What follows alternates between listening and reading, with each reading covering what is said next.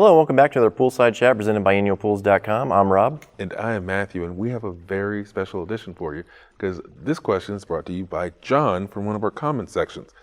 The question goes as such. If I don't have a winter setting on my multiport valve, what setting should I leave the valve on during the winter months? Rob?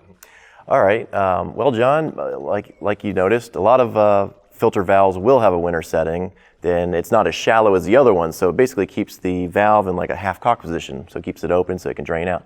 What you can do if you don't have a winter position is just move the valve in between two settings. So you just depress it, say it's on filter, and move it halfway in between filter and the next setting. And so that'll leave it open so the water can drain from the valve. You don't have to worry about the water freezing and cracking your valve. So that's what you do if you don't have a winter position. Good job, you landed that dismount. Yeah. You've been practicing. I have been practicing. I heard you mouthing that in the bathroom earlier. It's kind of weird. What else have you heard? Way too much.